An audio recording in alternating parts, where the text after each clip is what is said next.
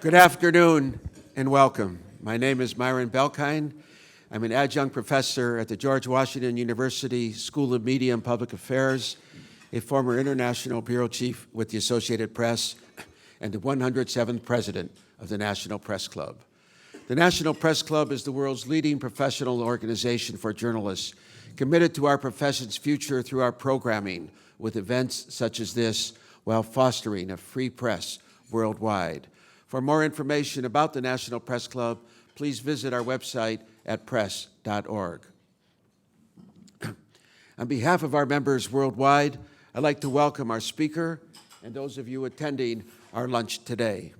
Our head table includes guests of our speaker as well as working journalists who are club members. And so if you hear applause in our audience, I note that members of the general public are attending, so it's not necessarily evidence of a lack of journalistic objectivity. I'd also like to welcome our C-SPAN and public radio audiences. You can follow the action on Twitter using the hashtag NPCLunch. After our guest speech concludes, we'll have a question and answer period. I will ask as many questions as time permits. Now it's time to introduce our head table guests.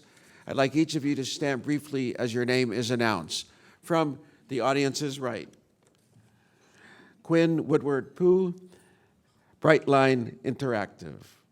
Tyler Crow, THIS for Diplomats. Gedalia Vera, Inside Look Television. Chris Del Conte, Athletic Director at Texas Christian University and a guest of our speaker. Lauren Stenzel, WTTG. Cheyenne Zenger, Athletic Director at the University of Kansas and a guest of our speaker. Mark Hamrick, Washington Bureau Chief for Bankrate, Chairman of the MPC Broadcast Committee, and a former president of the National Press Club. Skipping over our guest of honor for a moment, Amy Morris of WNEW 99.1 FM, Ursula Lauriston, Capital Standard Magazine, and Anna Medeiros Miller, Health and Wellness Reporter for U.S. News and World Report.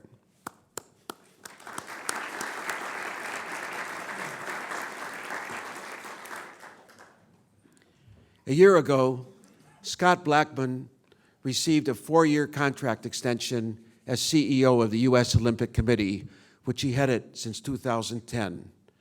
This degree of stability is rare for the Olympic Committee. Blackmun's 2 predecessors lasted less than a year, and the Olympic Committee has had 7 CEOs in the last 14 years. When Blackmun took the reins, the committee had been embarrassed by Chicago's failure to land the 2016 Olympic Games. In fact, Chicago finished dead last among the competitors. The organization was criticized for not knowing how to deal with the International Olympic Committee, and it was hit by layoffs and low morales. Blackmun is credited with helping restore the financial health of the committee. The USOC operates Olympic training centers where aspiring Olympians train for international competition. Unlike what happens in many countries, the USOC receives no government funding and is largely dependent on corporate sponsorships. During Blackmun's tenure, revenue has increased. But there have been a few bumps along the way. The USOC was silent in the immediate aftermath of soccer star Hope Solo's arrest for domestic violence. Last month, it did speak out against abuse, calling the discharges disturbing and promising to take actions if the allegations are true. Blackmun successfully navigated the U.S. Olympic team to refrain from any demonstrations or political speech during the Winter Olympics in Sochi. Many were upset with what they considered Russia's anti-gay laws. Today, Mr. Blackmun will discuss the state of college athletics and how it impacts the U.S. Olympic team. The USOC has a strong interest in college athletics because so many Olympians are college athletes. At the London Games 2 years ago, for example, 65 American Olympians had participated in college athletics. Ladies and gentlemen, here to tell us more about this is Scott Blackmun. Please join me in welcoming him to the National Press Club.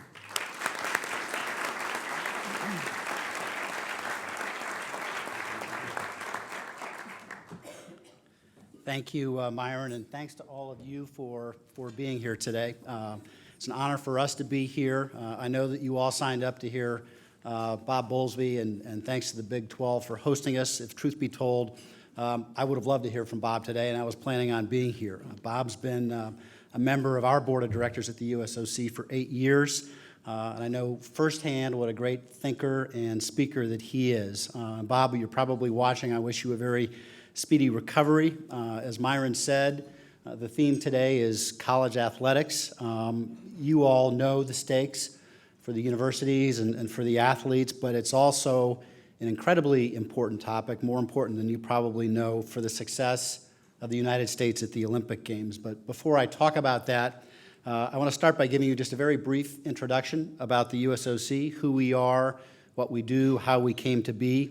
We've been around in one form or another since the late 1800s. During most of our history, things were relatively confusing.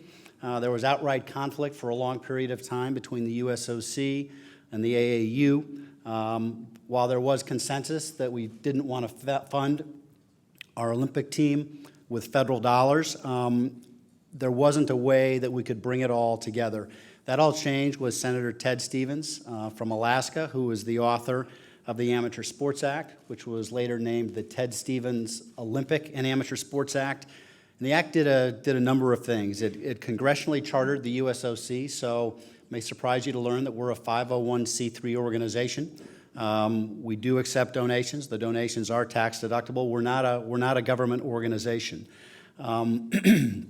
We were given complete responsibility for Olympic sport in the United States and shortly thereafter Paralympic sport.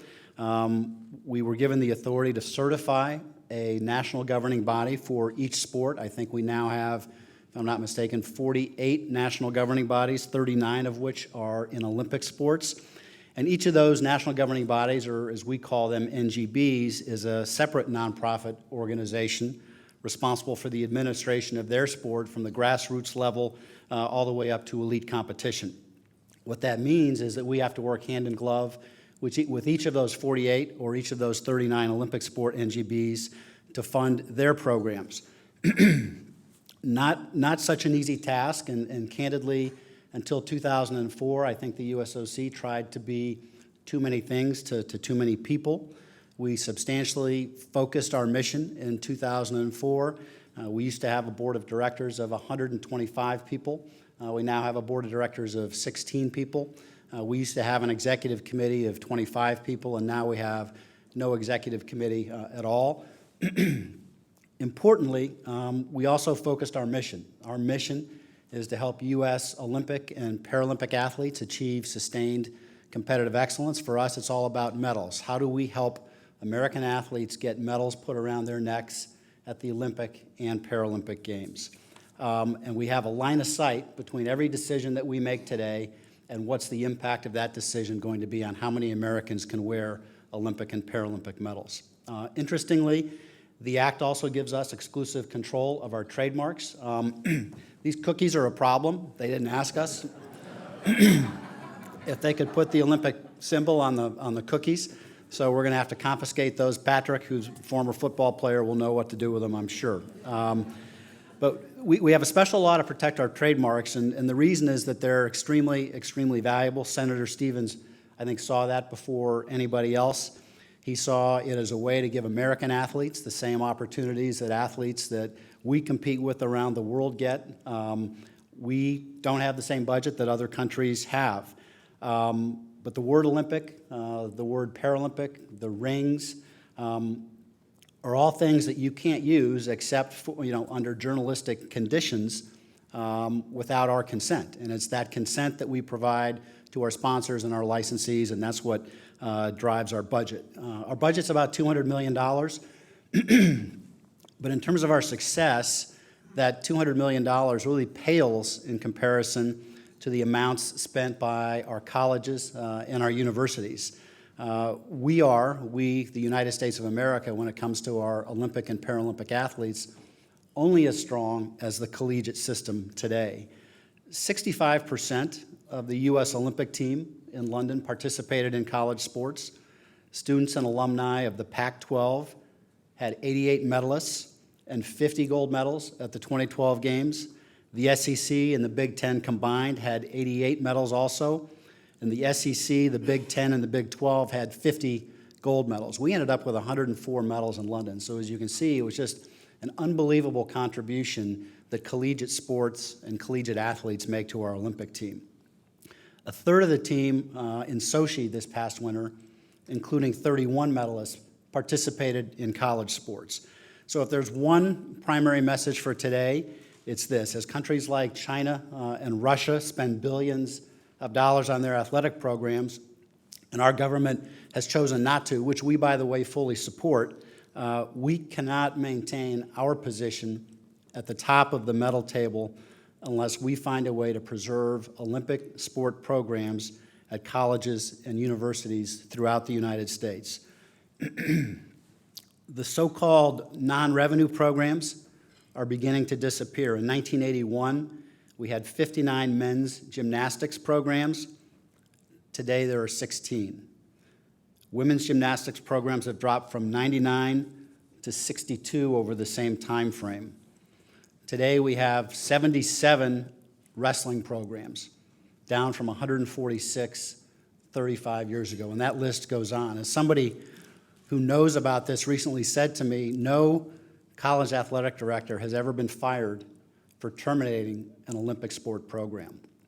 And so our concern, stated very bluntly, is that the inevitable reallocation of resources in college athletics will make it even more difficult for Olympic sport programs to survive. The call to action today from the Olympic and Paralympic family is urgent. It goes beyond eligibility rules and is focused on the very survival of Olympic sport in our country.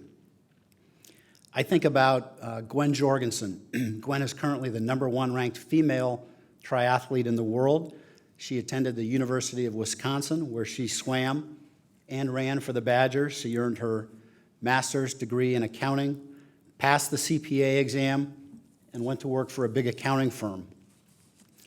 Gwen was well on her way to using the education she got as a student athlete to be a professional in something other than sports, like so many of her peers, but she discovered the sport of triathlon, became USA Triathlon's Rookie of the Year in 2010, made the Olympic team in 2012, and in 2014 she placed first in 4 consecutive World Triathlon Series races, something that no other female has done. I can't emphasize this enough. The United States owes much of its Olympic success to collegiate institutions, to the coaches, to the programs, and to the facilities, and we can't expect the colleges and universities to continue to support us out of the goodness of their hearts. We have to build partnerships that benefit them in addition to us. We want to work with the coaches and the donors. We want to work with the athletic directors and the conference commissioners like Bob.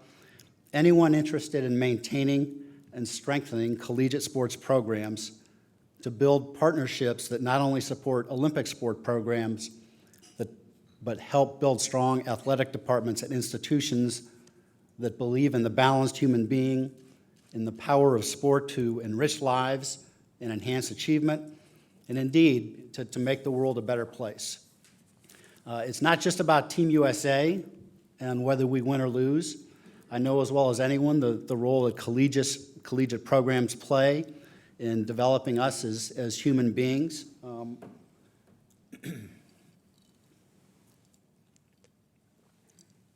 I went to Dartmouth a long time ago. I played soccer. I grew up in Chicago, suburb of Chicago, and I was a goalie. So there's only one goalie on the team at a time. I thought I was pretty hot stuff. It was 1974.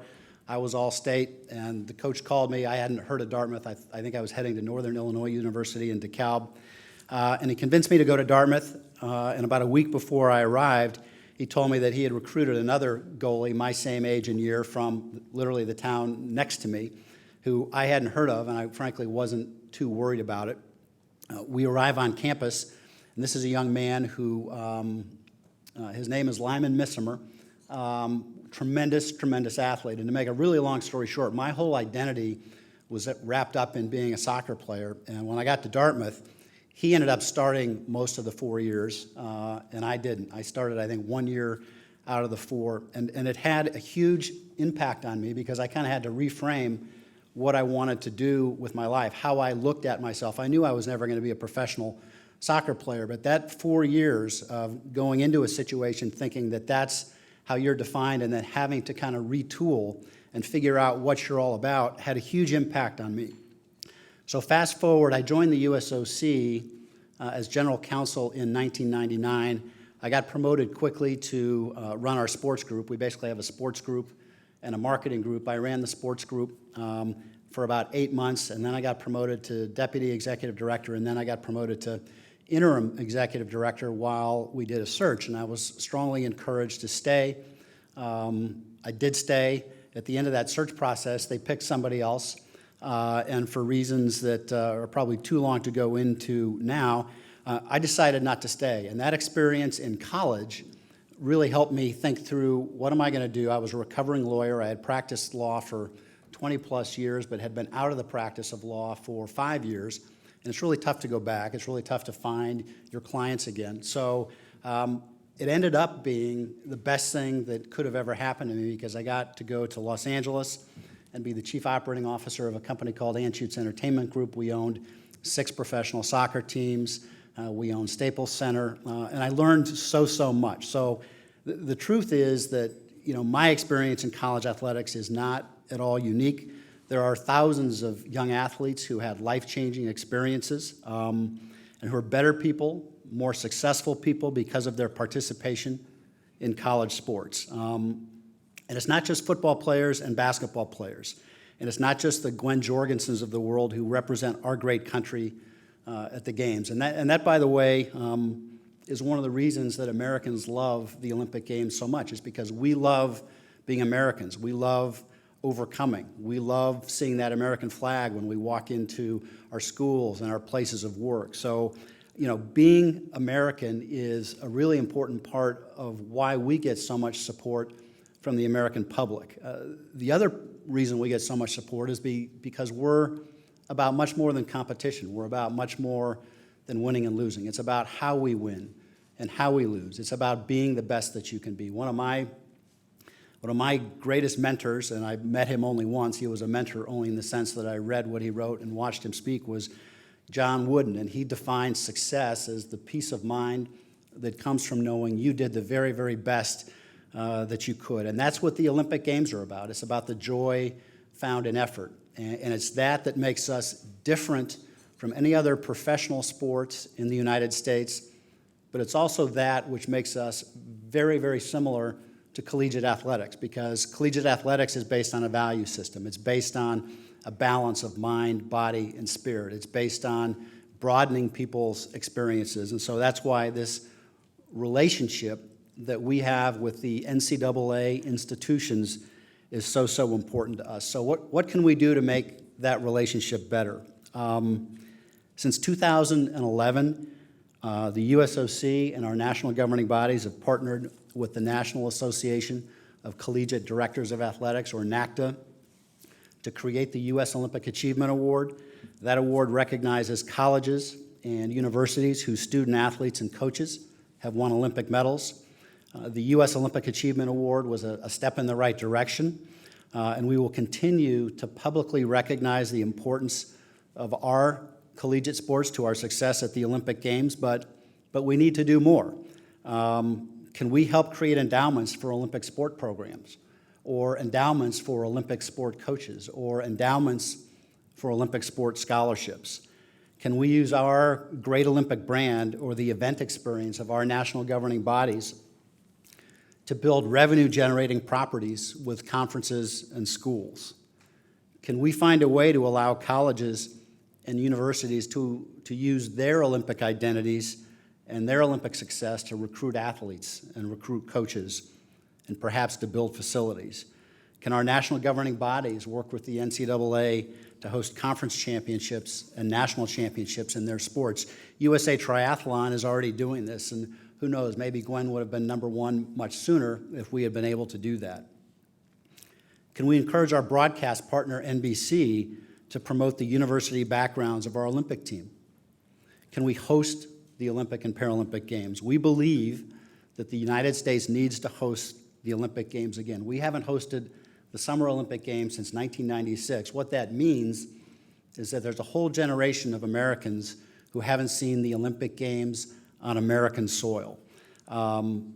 We believe that hosting the Olympic Games can inspire a whole new generation of athletes who will attend collegiate institutions. That doesn't mean that we've made a final decision to bid, but we're very, very seriously considering it. We've got 4 great cities: Boston, Los Angeles, San Francisco, and Washington. We're going to make our decision probably by the end of January, maybe earlier than that. We've met one-on-one with a number of athletic directors from some of the schools that we depend upon the most. We've talked about many of the ideas that I just mentioned, things that we can do for them, for their schools, for their programs, for their athletes, for their coaches. But we also want to form a working group to look at opportunities that can benefit college sports across the board. And to jumpstart that discussion, we have a $5 million donor that's prepared to invest in the preservation of Olympic sports at college institutions. Finally, and perhaps most importantly, we also need to have a partnership with college institutions about the role we each have to play in creating a safe environment for sport. There is no agency, no commission today responsible for the safety and well-being of young athletes, and our best estimates suggest that 1 in 4 girls and 1 in 6 boys will be sexually abused by the time that they're 18. And yes, it happens in sports, if not more, than society at large. This summer, the USOC's Board of Directors, which includes Bob Bowlesby, played a key role by unanimously supporting the establishment of a new independent entity to create and sustain safe environments for sport. The USOC is investing $5 million for the 5-year pilot program, and all of our NGBs collectively are investing another $5 million. It's a $25 million pilot, so we're in the process of trying to raise an additional $15 million to get this organization off the ground. And we think there are enough people and enough organizations who believe in us, believe in what we're trying to achieve here, that we're going to get it done. And this entity is going to have 2 primary functions: education and awareness on the one hand, and then for our Olympic sports, investigation. One of the greatest challenges that we have, so many of our NGBs have budgets of less than $1 million.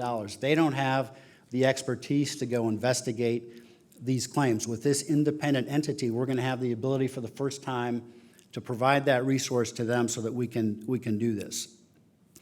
The USOC's Safe Sport program will help raise awareness about misconduct, will promote open dialogue, and will provide training and resources. It's a big problem that nobody's addressing on a national level.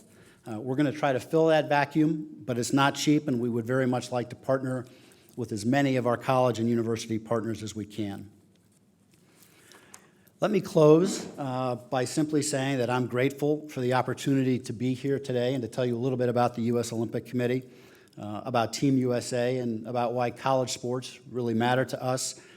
The state of college sports in this great nation is in a state of great flux, and you all, much more than I know what direction that's likely to head. But if athletes like Gwen Jorgensen are going to continue to reap the benefits, the rewards of college athletics, and if our country is going to continue to enjoy its spot at the top of the podium, both on and off the field of play and in boardrooms and at the Olympic Games, we have to support all of our student athletes and the programs that support them. We understand that there are immense challenges facing college administrators.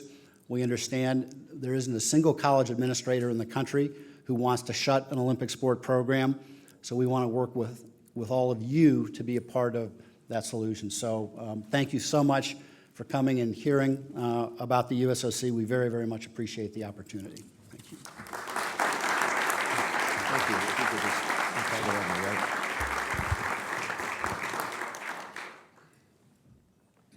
You outlined the professional successes you had after not being elected to the CEO position of the USOC in 2001. So what drove you to come back to the USOC after you lost that vote? So I'll have to go back a little bit in time. I joined the USOC in '99, and it was the fall of 1998 when I realized the thing I liked best at that time of my life was going home and mowing the lawns on the lawn on Friday afternoon, because I'd get home and I'd look over my shoulder and I could see that I made the world a better place. It was a really small piece of the world, but it made me feel really good about the fact that I had done something that was tangible and had improved some state of affairs somewhere. As a lawyer, I didn't often feel that way. So when I was back practicing law in Colorado in 2009, and I got the phone call asking if I would be interested in coming back, it was a dream come true and something that I honestly never expected. I wasn't going to apply for the job.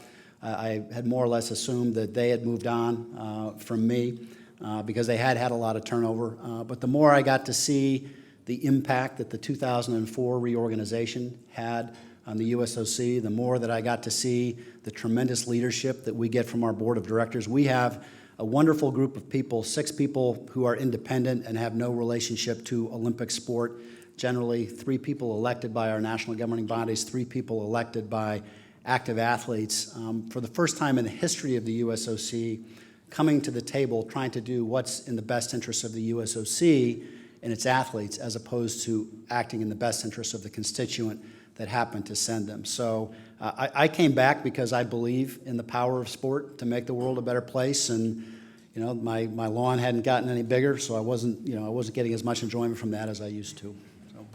And one more semi-personal question before we go into some substantive questions and other topics. And how has your life changed after becoming CEO?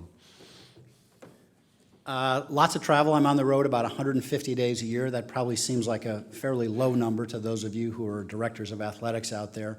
But a lot of travel, and I'm an empty nester as of a year ago, so the good news is that many times now I can bring my wife. But the most important change is the time that I get to spend at our training centers and at competitions, seeing our young men and women, most of whom don't get the big dollars that the professional athletes that get. They're there because they love competing, they love being the best that they can be, they really love representing their nation, and it's just inspiring to be around them. You spoke about the importance of the college sports programs. Certain college athletes, particularly high-profile football players, generate millions of dollars for their schools. Why shouldn't they receive a portion of that revenue? This is when it would have been really good to have Bob here. Because Bob knows the answer to that question, and I'm not sure I do. Look, we think our athletes create great value, both monetarily and in terms of the inspiration in what they do. We also know that our colleges and universities have jobs that go way, way beyond athletics. So I know that I'm probably being overly non-controversial here, but it's a really complicated question. And the people that should answer that question are the people who are involved in the business of college sport. We need college sport. We need to figure this out in a way that doesn't cause us to lose college sports on the Olympic side. But I don't know what the answer is to that question, because obviously those athletes create a heck of a lot of value, and I'm not sure we've adequately answered the question. Not necessarily why don't we give them all of that money, but why haven't we done more for them? If there is one thing you could change about the Olympics for the 21st century, what would it be? That's a great question. I think the IOC is meeting now in Europe to talk about that question. They're talking about what changes do we want to make as a part of a project that they call Agenda 2020. If you look at how we select the cities for the Olympic Games, rightly or wrongly, it's very different than the way a business organization would make that selection. The Olympic Games are obviously a multi-billion-dollar program, a multi-billion-dollar value, and the selection is made based on whatever cities sign up to be hosts of the Olympic Games, and then there's a competition and a vote among those cities. It would be great if we could find a way to strategically make that selection in a way that helped build the Olympic brand around the world. The United States has not hosted an Olympics since the 2002 Winter Olympics in Salt Lake City.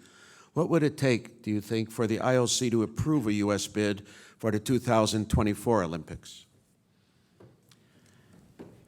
Based on our discussions with the IOC, I think they are very open to coming back to the United States. I think you pointed out in your remarks that we've made a sincere effort to become much more active and engaged in the global Olympic movement. I think we've tried to be at the table when decisions get made and contributions have to be made to various projects and events.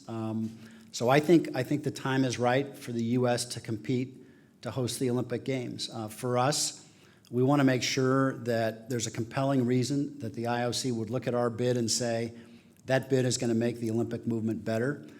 We also need to be able to look at it and say that it's going to make the city that hosts the games better. And it's so important that we not spend huge amounts of money that wouldn't otherwise be spent on the Olympic Games. It's one thing to spend $10 billion on infrastructure if you're going to spend $10 billion of infrastructure because it's in the city's best interest, because they need a new airport, new railroad, new streets, a new arena, and things like that. But what we can't do is put ourselves in a situation where the citizens of any city are paying to host an event and paying expenses that wouldn't otherwise be spent on their city anyway. So for us, one of the greatest challenges is how do we make it affordable?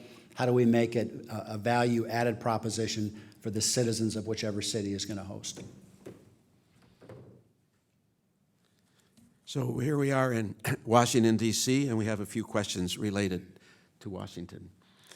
What do you think of D.C.'s 2024 bid? I think Washington's bid is tremendous. I think Russ Ramsey is doing a great job. I think this is an iconic American city, a city that represents our nation. And I think our other three cities are equally as good and great. So they're all great. You've touched on this in your remarks to an earlier question, but why should D.C. residents want and pay for the 2014 Olympics? I think the Olympic Games are especially important to us now. We as a nation seem especially divided. I think the Olympic Games cross all lines. They cross all religious lines. They cross all political lines. They cross all economic lines. They're about coming together to do something, other than focus on your disagreements. It's something that focuses everybody's attention on what we have in common as opposed to what makes us different. So there's healthy competition, but it's in the spirit of all of us, every country, every 204 countries that comes to compete, being the very, very best that we can be and moving forward after that competition. So I think the great benefit for any city hosting the games is that they can be a part, again, of making the world a better place, be a part of something that's much, much bigger than just a sport competition or a broadcast event. What are we doing to set ourselves apart as Olympics hosts compared to other countries? I think it's too early to be able to answer that one. We don't know if we're going to submit a bid to host 2024, although it certainly looks to me like we're headed in that direction. And we don't know who we're going to be competing against yet. So we're at a phase now where we're really just evaluating, is this the right thing for the United States?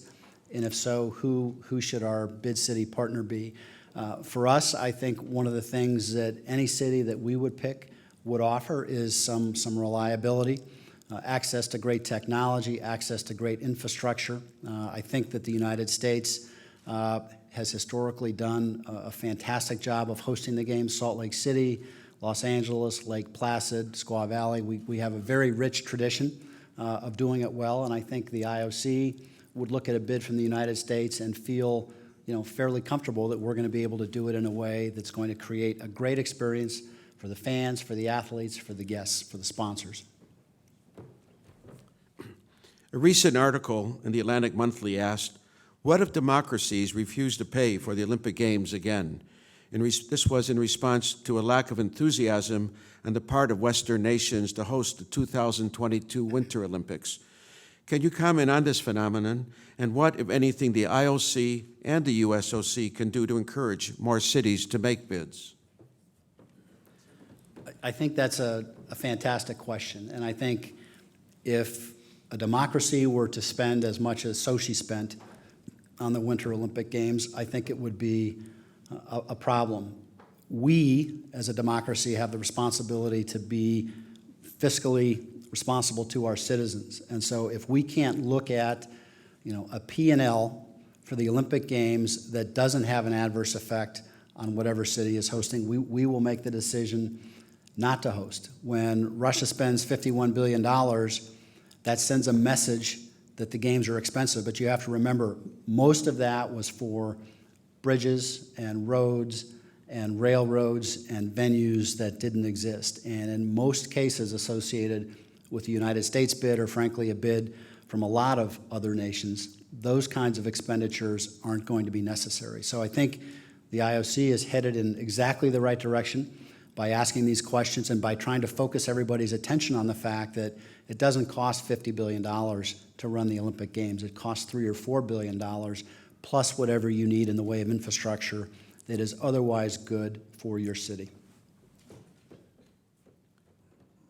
Some of our questioners anticipated the flow of your comments, so this is coming along in the order that I wanted to make this a good discussion.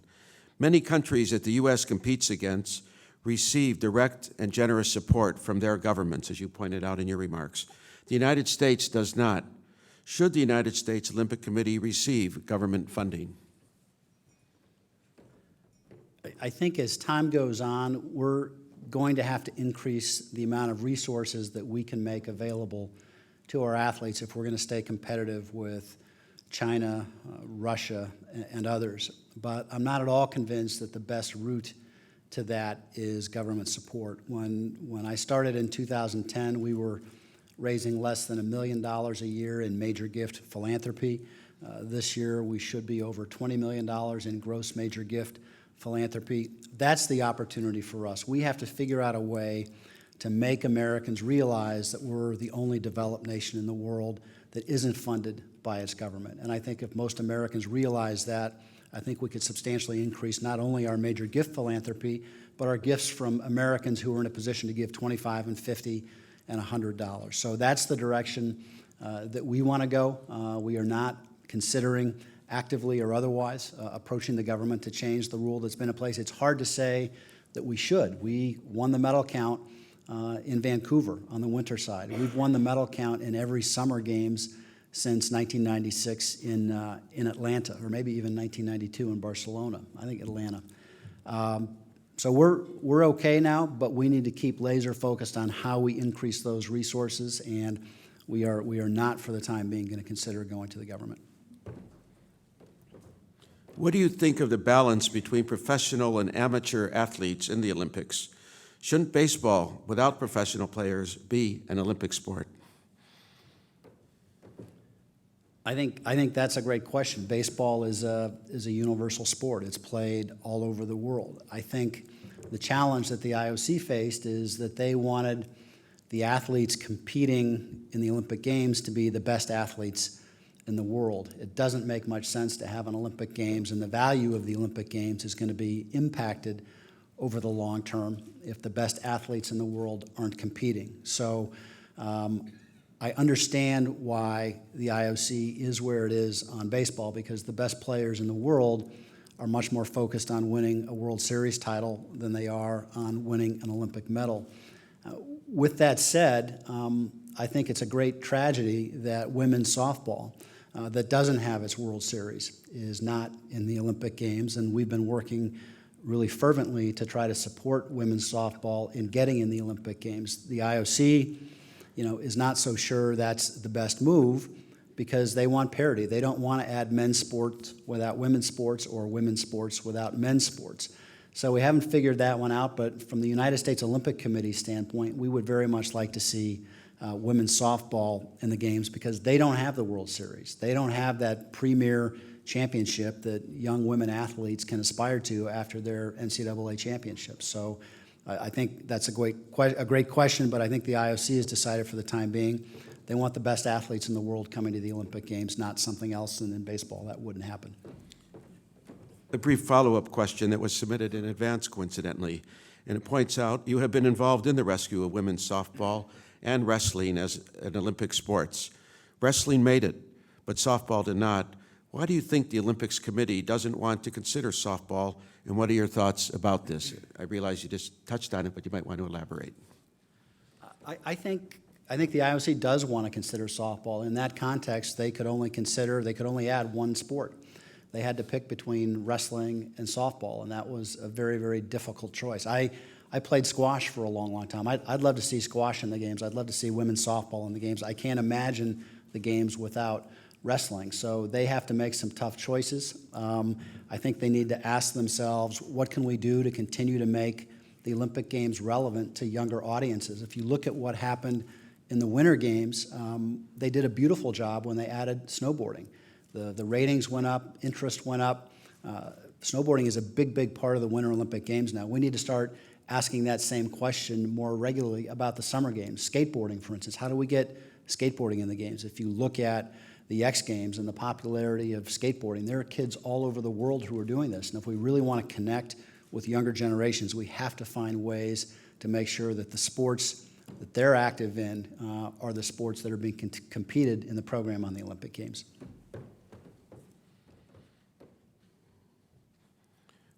After all the controversy over domestic violence and other issues plaguing the NFL, you spoke out last month about the domestic charges filed against Hope Solo, the U.S. soccer goalkeeper. Still, she's on the team. No punishment levied against her as she awaits trial. Also, Olympic swimmer Michael Phelps has pleaded guilty to DUI and is suspended. Are there any specific rules about punishing Olympians charged with a crime? Do you see a culture shift in the sports world when it comes to addressing violent behavior against athletes? So let me answer your last question first. I do see a culture shift. I think for whatever reason, it doesn't seem acceptable just to wait and see what happens in the trial. There seems to be more and more pressure on sports to take action when an athlete is charged with a behavior as opposed to when an athlete is actually found to have committed the behavior. You probably know better than I do what's driving that, but I know that a lot of our national governing bodies are feeling the pressure because, in all truth, so many of them aren't equipped to do meaningful investigations when an allegation of misconduct is made, and that's one of the reasons this Safe Sport initiative is so important. Even though it only covers one small slice of abuse, it covers a really important part of abuse, one that needs to be addressed, and we do need to bring that resource to bear. On the Hope Solo situation and the Michael Phelps situation, both of those cases are pending, and it would be, I think, inappropriate for us to comment on what may have happened or what should happen until we have a version of the facts that either has been determined by a third party or that all of the parties have acknowledged are the case. Do you expect morals clauses in future contracts with athletes in the wake of Michael Phelps's recent transgressions? Now, this is my recovering lawyer self coming out. Now, I know morals clauses have been a part of those contracts for a long, long time. We have a code of conduct that we ask each of our athletes to sign, and they do sign. And the truth is that if you look at our delegation in London, they were almost without exception. We had one tiny, tiny incident, but almost without exception, the American athletes comported themselves in a way that made us all proud to be Americans. So one of the things that we're trying to do is focus the athletes' attention on it in advance as opposed to after the fact. So we ask each of our athletes to participate in what we call an ambassadors program. We gather them together for a half a day with their team somewhere. We have famous athletes come in and explain what a great opportunity this is for them to be an American, to help sell themselves, and importantly, how easy it is in today's world to screw up and impair your long-term value. And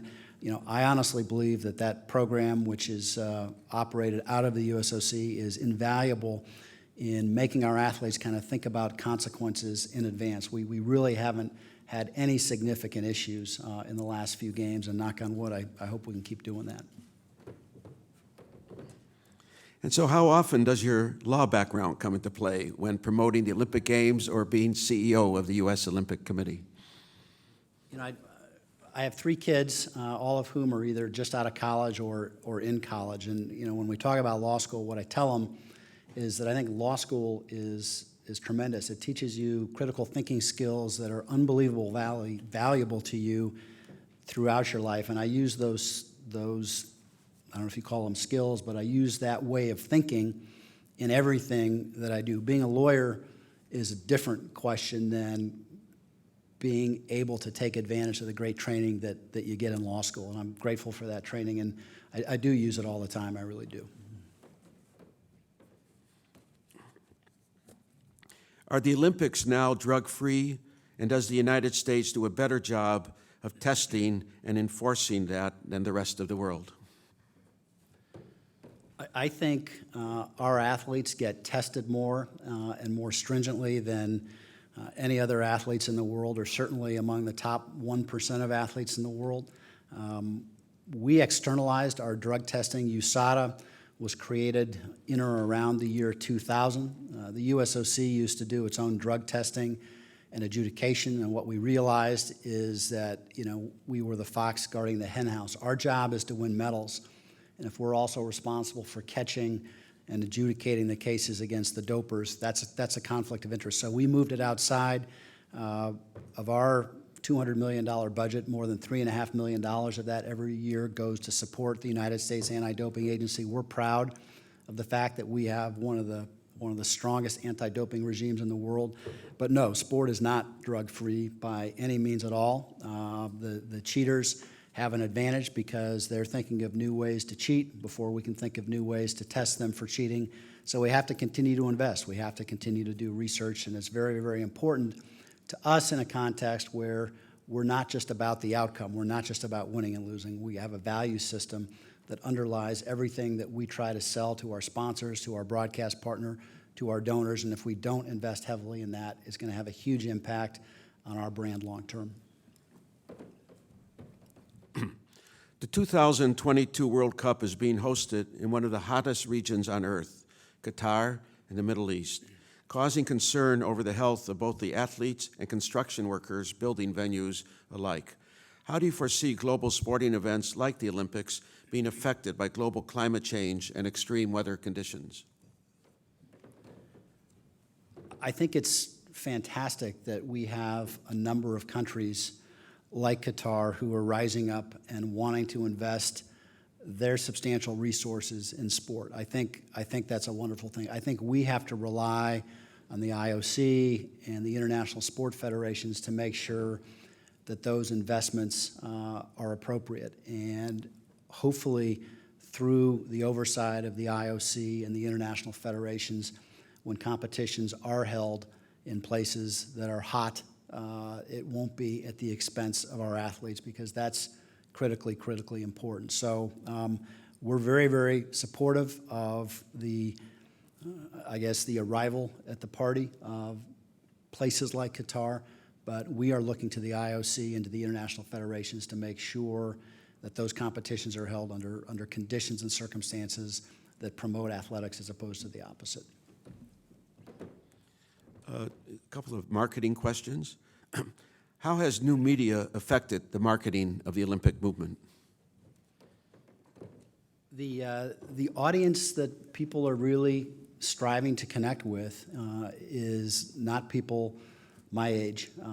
I think the average viewer for the Sochi Olympics was 50 years plus, the average age. So the question for NBC and others is, how do we make the Olympics relevant to those younger audiences? And the answer is digital media. It's social media. So we've made, an investment. We're very engaged with Facebook and Twitter. We believe in it. I'm not on Facebook. I don't do Twitter. Patrick, our communications person, doesn't let me for very good reasons. But we have to be very relevant in that space, and I know it's a priority for NBC. And interestingly, coming out of Vancouver, they did some research, and what they found was that people watching on digital media actually enhanced their viewership. It increased their numbers on television. It didn't hurt them. So I think NBC is all in this proposition too. A related question. We're the press club, of course. The Olympics have traditionally been a television-only event. Streaming on the internet is accelerating. What will be the media mix in the future? I think it's going to be incumbent on us and incumbent on NBC to have the widest possible mix. At the end of the day, different people are accessing through different platforms, and what NBC wants, what any rights holder would want, is the ability to exploit their rights across all platforms. So personally, I'm going to continue to watch on television when I'm not on the games, but I guarantee you my 3 children will not, and I think we just have to make sure that we have the widest possible access across all platforms. And how do you think social media engagement will drive the country's bid for hosting a future Olympics? You know, I think one of the most important factors that we look at as we select a city is what kind of support does the bid leadership have in their cities. And if they want the support of young people, they're not going to be able to get it in the traditional ways. They're not going to be able to get it through newspapers and television as much. A lot of it is going to be driven by social media. So all 4 of our bid cities are thinking through what is our social media plan going to be, and that social media plan will have a great deal to do with their ability to demonstrate to us that their city really wants to host the games in the United States. So it's going to have, an extremely important impact on our assessment of what kind of public support does each of these cities have.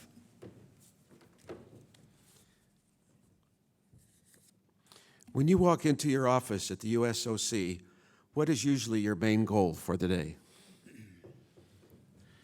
It's funny, that's changed since I first started in 1999. I literally started work in 1999, 3 days after the Salt Lake City bid scandal erupted.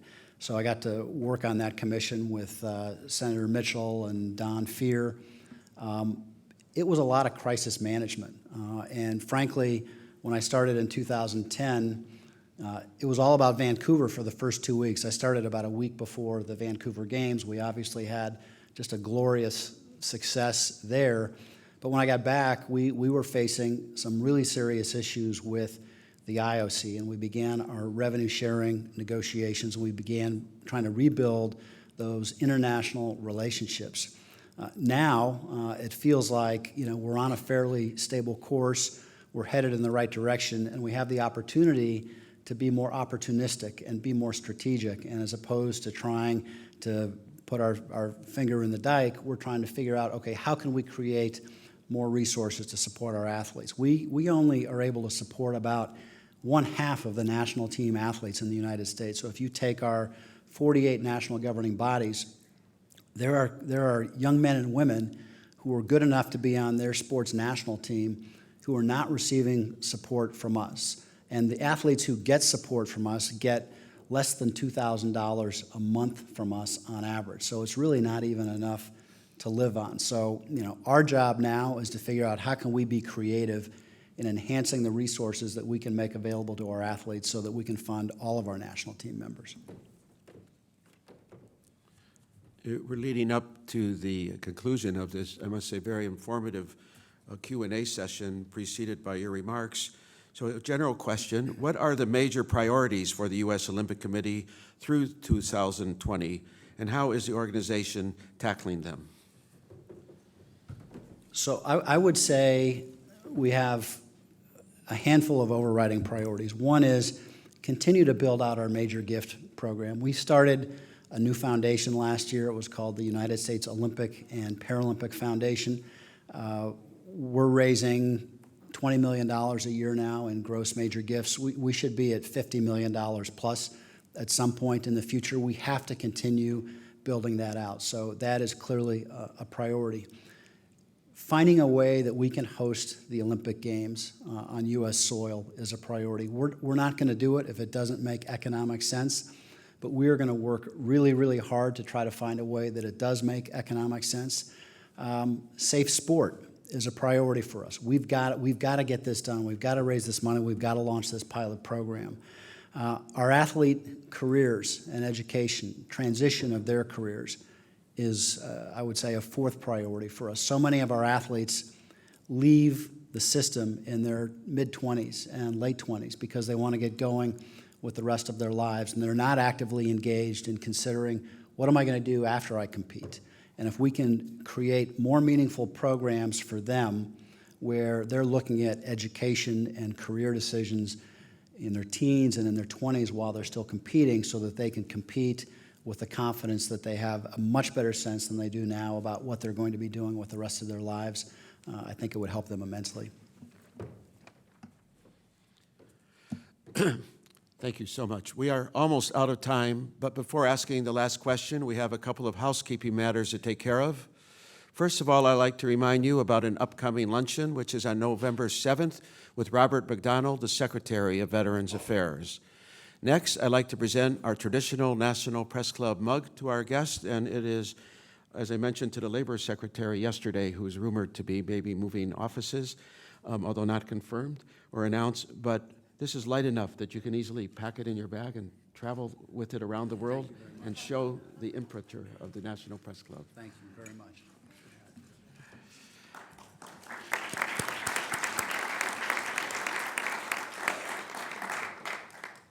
And for our last question, what is your favorite Olympic sport and why? And you can take a few minutes. I have so many.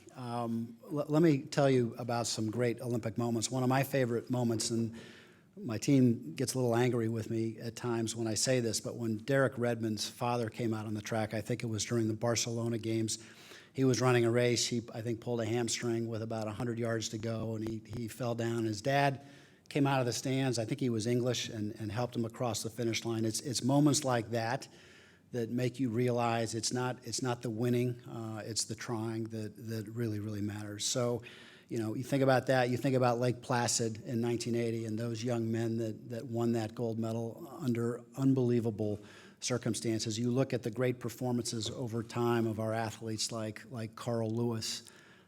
There's so many, many things that cause me to be so grateful for having what I think is the best job in the United States of America. I get to see these young men and women almost every day. I get to see them do what they do. They're very humble. They're not in it for anything other than a desire to be the best that they can be. And so a lot of those moments are created for me just every day on the job. I can't thank you all enough for being here. It was a real pleasure. Thank you. Thank you.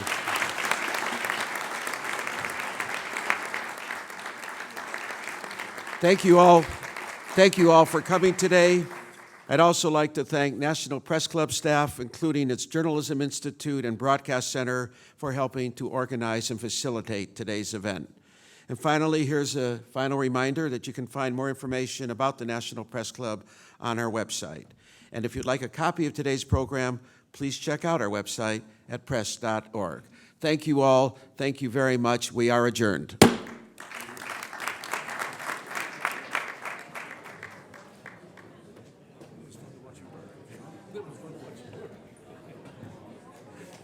See the organization.